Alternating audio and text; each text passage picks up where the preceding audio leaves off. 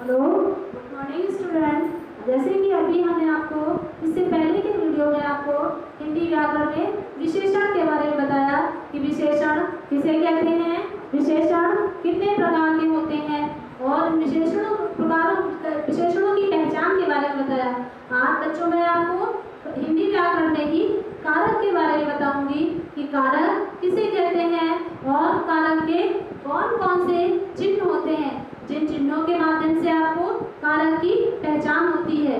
और उसके बाद कारक कितने प्रकार के होते हैं इसके बारे में मैं आपको जानकारी दूंगी बच्चों, जिससे कि आपको हिंदी व्याकरण में आगे के चैप्टर समझने में बहुत सी आसानी होगी कि कारक से संबंधित कोई भी चैप्टर होगा तो इन चिन्हों या प्रकारों के माध्यम से आप आसानी से समझ सकते हैं।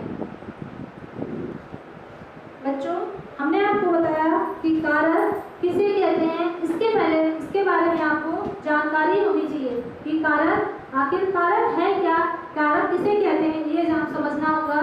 तो कारक वो होता है, जैसे कि परिभाषा आप उसकी अच्छे से समझ लीजिए, परिभाषा समझने पर ही आपको समझ में आएगा कि कारक क्या होता है।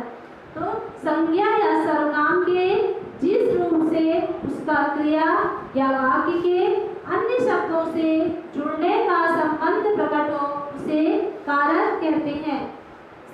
सुनिए क्या कहा जा रहा है कि संज्ञा या सर्वनाम के जिस रूप से उसका क्रिया या वाक्य के अन्य शब्दों से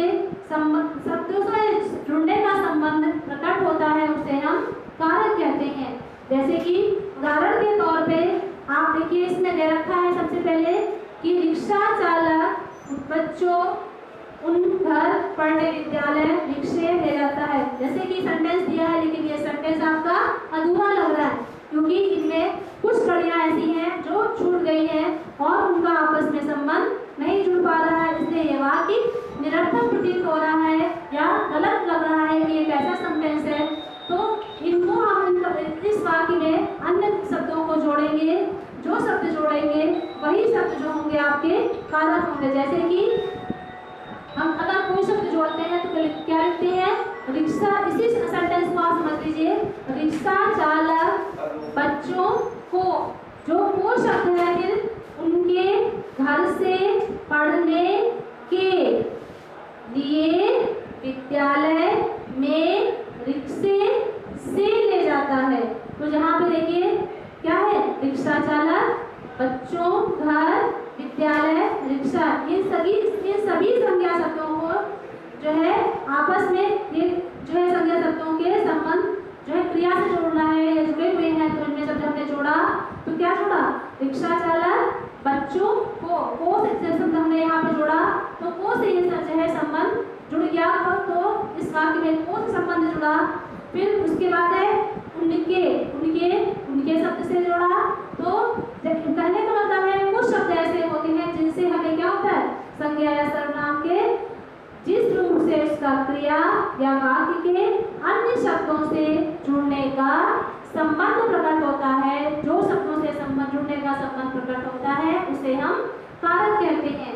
तो कारक के कुछ चिन्ह होते हैं, कारक होते हैं कितने प्रकार के इसके बारे में आपको बताएंगे और उन कारकों के कौन कौन से चिन्ह होते हैं। फिर जैसे जिन चिन्हों के द्वारा हम संज्ञा या सर्वनाम का संबंध क्रिया या वाक्य के अन्य शब्दों के साथ प्रकट होता है उन्हें कारक चिन्ह कहते हैं। फिर से सुनिए, जिन चिन्हों द्वारा संज्ञा या सर्वनाम का संबंध क्रिया या वाक्य के अन्य शब्दों के साथ प्रकट होता है उन्हें हम कारक चिन्ह कहते हैं। तो कारक होते कितने हैं, उनके कौन कौन से चिन्ह होते हैं या कैसे जो है हम उनके बारे में आपको बता रहे हैं। तो सबसे पहले कारक जो है 8 प्रकार के होते हैं। कितने प्रकार के, 8 प्रकार के होते हैं। उनमें पहला कारक है आपका कर्ता कारक। तो कर्ता कारक में कर्ता कारक का चिन्ह होगा ने। कर्ता कारक का चिन्ह कौन सा बताया आपको, ने। जहाँ पे कर्ता कारक होगा वहाँ पे ने चिन्ह शब्द आएगा, उससे पता चल जाएगा कि आपका ये कर्ता कारक है। तो कर्ता कारक की परिभाषा क्या होगी, कर्ता कारक। जैसे कर्ता करने वाला। संज्ञा या सर्वनाम के जिस रूप से कार्य के करने वाले का बोध होता है उसे हम कर्ता कारक कहते हैं। मतलब जो व्यक्ति जैसे कर्ता होगा, काम करने वाला व्यक्ति होगा, तो संज्ञा होगा जहाँ पे काम करने वाले जिस संज्ञा या सर्वनाम के जिस रूप से कार्य करने वाले की जानकारी होती है या कार्य करने वाले का बोध होता है उसे हम कर्ता कारक कहते हैं। कर्ता कारक का चिन्ह कौन सा बताया हमने आपको? ने। तो उदाहरण के तौर पे जैसे यहाँ पे दे रखा है, हम आपको एक संदेश बता रहे हैं कि मोहन ने पत्र लिखा। अब इसमें कर्ता कौन सा है? मोहन। तो मोहन क्या हो गया?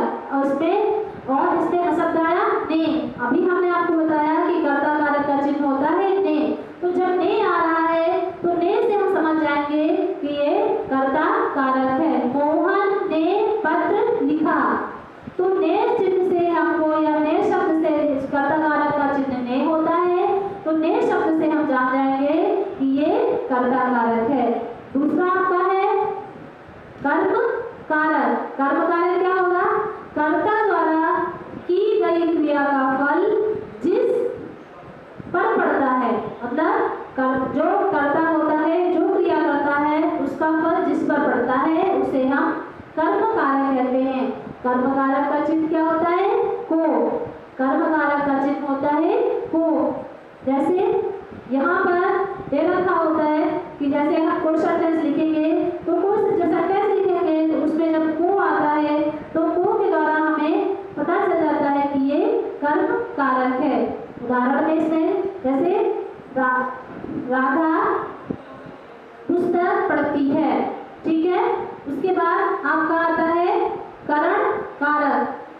करण कारक में करण कारक का चिन्ह होता है क्या बता? करण कारक का चिन्ह होगा से, के द्वारा। मतलब जिसके साधन ये होते हैं तो साधन जिसके माध्यम से या जिसके द्वारा हम कोई काम करते हैं वो सब करण कारक में आते हैं। तो करण कारक की परिभाषा होगी क्रिया के करने के साधन को हम करण कारक कहते हैं। मतलब जिस साधन के माध्यम से हम क्रिया करते हैं उसे हम करण कारक कहते हैं। या कर्ता जिसकी सहायता से कार्य करता है, जिस माध्यम से कार्य करता है, जिसकी सहायता से कार्य करता है, उस साधन को करण कारक कहते हैं। फिर से समझ लीजिए, क्रिया के करने के साधन को करण कारक कहते हैं या कर्ता जिसकी सहायता से कार्य करता है उस साधन को हम करण कारक कहते हैं। करण कारक का चिन्ह हमने आपको बताया से, के, द्वारा। ये आदि सभी शब्द हैं, चिन्ह हैं जिसके माध्यम से हम जानते हैं कि ये करण कारक होगा। जैसे उदाहरण के तौर पे हम कानों से सुनते हैं, हम कानों से सुनते हैं।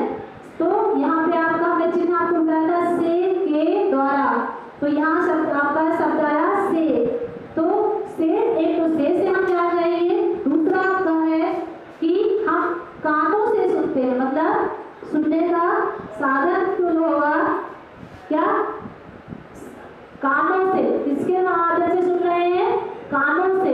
तो जब कानों से सुन रहे हैं तो यहाँ पर से शब्द हो गया आपका करण कारक। उसी तरीके से जैसे रवि बस द्वारा स्कूल जाता है, तो रवि स्कूल जाता है किसके द्वारा? बस द्वारा।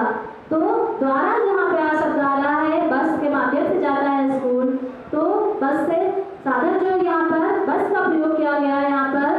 तो जब रवि बस द्वारा स्कूल जाता है तो वह हो जाएगा यहाँ पे द्वारा शब्द भी जो है आपका करण कारक में आएगा। उसके बाद नंबर 4 पे आपका है संप्रदान कारक। संप्रदान कारक किसे कहते हैं? कर्ता द्वारा जिसके लिए कोई कार्य किया जाता है या जिसको कुछ दिया जाता है उस संज्ञा या सर्वनाम को संप्रदान कारक कहते हैं। जैसे कि इसमें क्या होता है? कर्ता द्वारा जिसके लिए, मतलब काम करने वाला जिसके लिए किसी के लिए कोई कार्य करता है या जिसके लिए कार्य किया जाता है या जिसको कुछ दिया जाता है उस संज्ञा या सर्वनाम को संप्रदान कारक कहते हैं। संप्रदान कारक में संप्रदान कारक के चिन्ह होंगे के लिए, को, हेतु, चिन्ह कौन कौन से बताया आपको? के लिए, को, हेतु। अगर ये शब्द आते हैं तो इन चिन्हों का प्रयोग किया जाता है। इन चिन्हों का अगर प्रयोग सेंटेंस में है तो वहां पर क्या होगा? कौन सा कारक होगा? संप्रदान कारक। जैसे उदाहरण के तौर पे यहाँ पे देखिए दे रखा है, मोहन ने सोहन को फेंक दिया। मोहन ने सोहन को फेंक दिया, तो पहला तो आपका चिन्ह आ गया को, फिर मोहन ने सोहन, मोहन की किसके लिए काम कर, मोहन ने किसको दिया पेन? सोहन को। या तो हमने क्या बताया था कि कर्ता द्वारा जिसके लिए कार्य किया जाता है या जिसको कुछ दिया जाता है। तो यहाँ पे मोहन ने सोहन को पेन दिया, तो यहाँ पे क्या हो गया? संप्रदान कारक। क्योंकि जिसको कुछ दिया जाता है वो भी आपका संप्रदान कारक में ही आता है। फिर उसका है जैसे कि अगला आएगा आपका इसके बाद अपादान कारक। अपादान कारक, अपादान कारक में क्या होता है? जिससे कोई वस्तु अलग होती है वहाँ अपादान कारक होता है। ध्यान से सुनिए बच्चों, जिससे कोई वस्तु अलग होती है वहाँ अपादान कारक होता है। इसका कारक चिन्ह क्या होता है? से। कारक चिन्ह क्या होता है? से। लेकिन से जो होता है अलग होने के अर्थ में प्रयोग किया जाता है। से कहाँ पे? से अगर यूज किया जाता है, प्रयोग किया जाता है से शब्द का चिन्ह, तो वहां पर वो वहां क्या होता है? अलग होने के अर्थ में प्रयोग किया जाता है। जैसे कि हम उदाहरण के तौर पर जैसे यहाँ पे दिया जाता है, अरुण हर्षित से तेज दौड़ता है। अरुण हर्षित से तेज दौड़ता है। अगला जैसे है ट्रेन, मान लीजिए आप सीधे उदाहरण समझिए, ट्रेन स्टेशन से जा चुकी है। तो ट्रेन जो है स्टेशन से अलग हुई, तो यहाँ पे क्या होता है? ट्रेन जो है अलग हुई, बस किससे? स्टेशन से अलग हुई, तो यहाँ पे से जो शब्द यूज करेंगे तो इससे पता चल जाता है कि यहाँ पर अपादान कारक है। मतलब परिभाषा को आपको ध्यान में रखते उदाहरण समझेंगे तो बात समझ में आएगी। हमने क्या बताया था? जिससे कोई वस्तु अलग होती है, जिससे कोई वस्तु अलग होती है, तो जब अलग होती है तो वहां पर अपादान कारक हो जाता है। फिर अगला आपका है संबंध कारक। संबंध कारक में क्या होता है कि संज्ञा या सर्वनाम के जिस रूप से संबंध प्रकट होता है उसे हम संबंध कारक कहते हैं। जैसे कि शब्द से पता चल रहा है कि संज्ञा या सर्वनाम के जिस रूप से संबंध, मतलब जिस रूप से संबंध प्रकट होता है उसे हम संबंध कारक कहते हैं। संबंध कारक के चिन्ह कौन से होते हैं? का, की, के, रा, री, रे, ना, नी, ने आदि। ये सभी जो शब्द होते हैं संबंध कारक में के चिन्ह हैं। तो ये शब्दों से, चिन्हों से ही आपको पता चल जाता है कि ये संबंध कारक हैं। उदाहरण के तौर पे जैसे कृष्ण की बांसुरी प्रसिद्ध थी, तो यहाँ पे की शब्द आया। अभी हमने आपको चिन्ह कौन कौन से बताए थे? का, की, के, रा, री, रे, ना, नी, ने, ये सब बताए थे। तो की बताया था, तो की इसमें भी आया है सेंटेंस में, कृष्ण की बांसुरी प्रसिद्ध थी। तो की जब यहाँ पे दे रखा है तो यहाँ पे क्या हो गया आपका? कृष्ण का संबंध जो है किससे जुड़ा है? बांसुरी से। तो जब जिस की शब्द से संबंध जुड़ रहा है, संबंध पता चल रहा है, तो यहाँ पे आपका हो गया संबंध कारक। उसके बाद आपका आता है अधिकरण कारक। अधिकरण कारक मतलब जहाँ पर क्या होता है? अधिकरण कारक में होगा क्रिया के आधार को अधिकरण कारक कहते हैं। मतलब जहाँ पर क्रिया होती है, जहाँ पर क्रिया करने का, काम करने का जगह होती है, जो आधार होता है उसे हम अधिकरण कारक कहते हैं। इसका जो है चिन्ह क्या होगा? अधिकरण कारक का चिन्ह होगा में या पर। में और पर दो शब्द जो है ये आपके अधिकरण कारक में आते हैं। जैसे उदाहरण के तौर पे यहाँ देखिए दे रखा है, चिड़िया डाल पर बैठी है। चिड़िया बैठने का काम कर रही है, लेकिन आधार उसका क्या है? डाल। तो डाल पर बैठी है ना, आधार पर बैठी है, तो आधार यहाँ पर